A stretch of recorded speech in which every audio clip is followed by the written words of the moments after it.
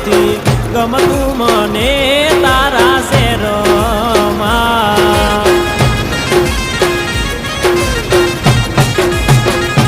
મારી ગોરલ હાલો ને મારા મલક મારે નથી ગમતું